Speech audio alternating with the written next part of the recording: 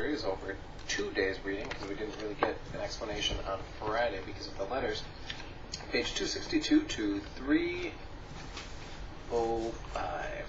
Alright, if you can open up to page 267. On page 267 we get one of those little loose ends, at least, if not tied up, at least another wrinkle to it. Back on the day that Oscar played the trick on grandmother and hid from her, and she didn't know where he was, and she got so upset. That night, she put a sign outside her window that said, "Please don't go away." On page 267, we get this from grandfather's perspective as well. I watched her that night as she stood with her palms against the window. I left another note with the doorman. "Do you want to see me again, or should I go away?" The next morning, there was a note written in the window, "Don't go away," which meant something, but it didn't mean, "I want to see you again." I gathered a handful of pebbles and tossed them at her window. Nothing happened. I tossed some more, but she didn't come to the window. I wrote a note in my daybook, "Do you want to see me again?" Okay, so this is another one of those examples of the miscommunication and how sometimes words don't work exactly as we think they're going to. Oscar thinks that message is for him. Grandfather thinks that message is for him, and we don't really know who that message is for. It could equally fit either of them. Most likely because grandfather wrote, "Should I go away?" It was written to him, but we don't know for sure. Go to page 268. Earlier in the text, when grandfather was leaving, he was writing to grandmother about how he doesn't know how to live and he doesn't even know how to try to live. When he returns back to the United States after 9/11, after seeing that Thomas, his son, had been killed, the people in customs asked him, "I wrote in my daybook to mourn, and then to try to live." He gave me a look and asked if I would consider that business or pleasure. I wrote neither.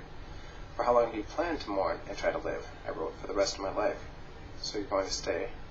"For as long as I can." "Are we talking about a weekend or a year?" I didn't write anything. The man wrote next.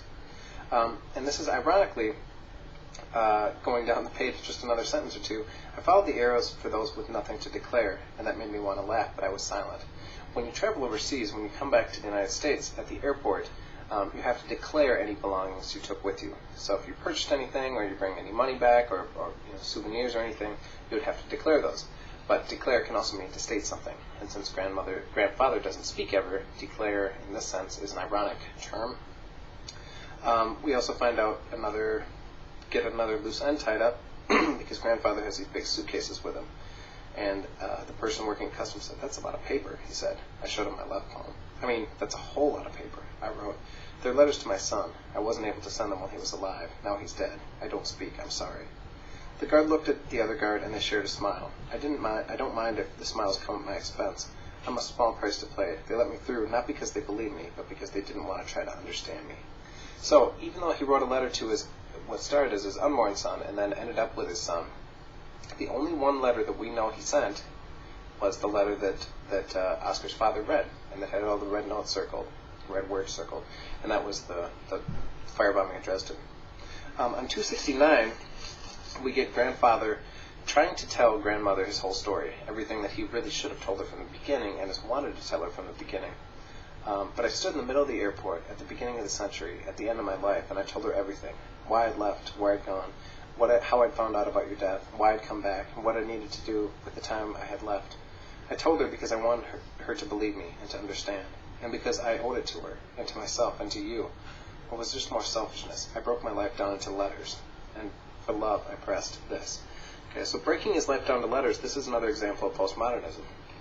Words don't mean always what they think we do.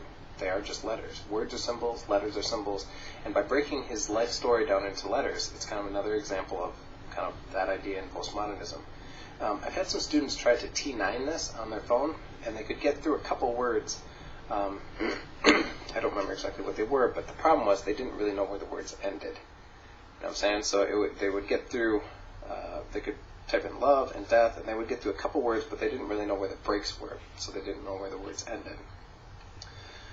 Going forward to page 275, we get another little bit of loose end tied up, that when grandfather Thomas came back to New York, he went to an art supply store to buy some clay because he was a sculptor.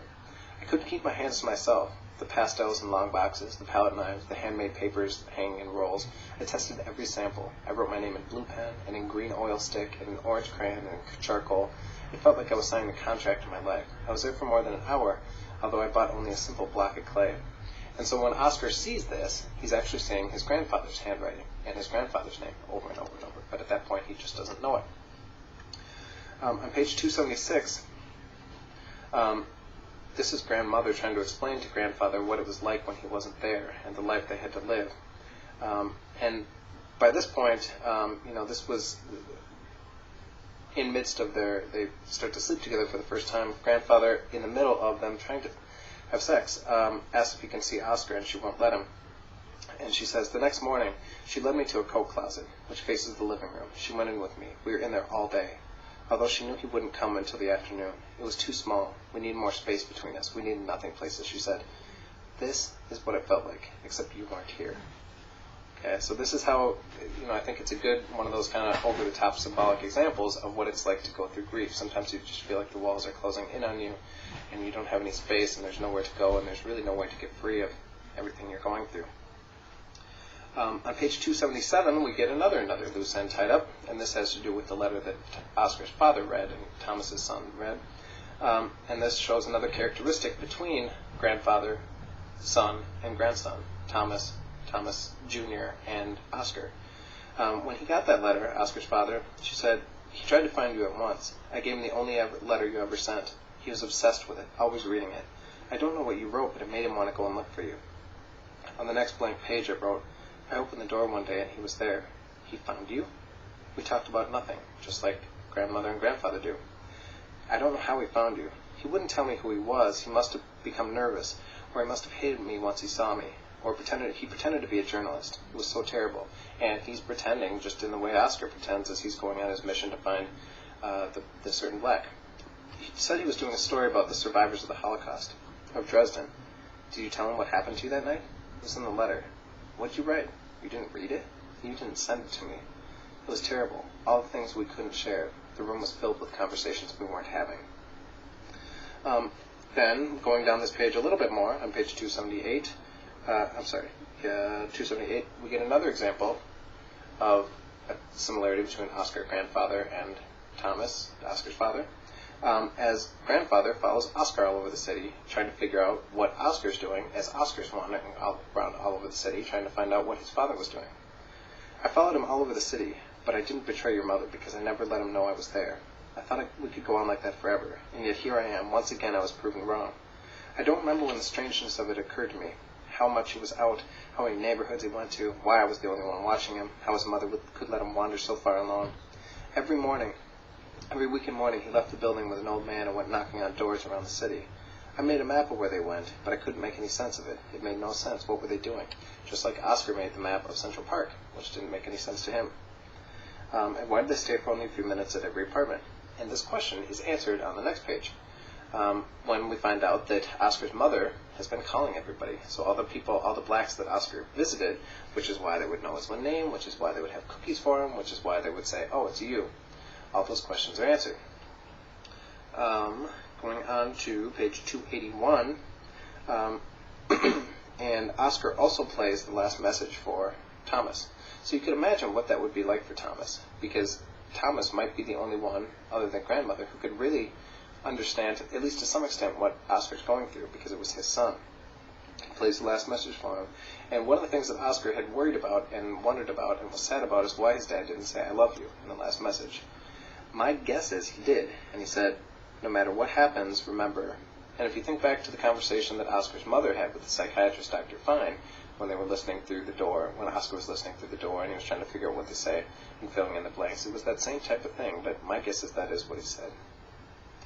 On page 281, we get another really great quote in this book that I try to kind of hang on to myself. I was afraid that I'd never get to see him again, to see him seeing me. The night was the first night your mother and I made love since I returned, and the last time we ever made love. It didn't feel like the last time. I'd kissed Anna for the last time, seen my parents for the last time, spoken for the last time. Why didn't I learn to treat everything like it was the last time? My greatest regret is how much I believed in the future. And I just think that's a wonderful line to think about. Why didn't I treat everything like it was the last time? I've given the example in class about, when you go on vacation and you're taking pictures of everything and you're going and having a lot of experiences and doing a lot of things, and really just trying to remember as much as you possibly can.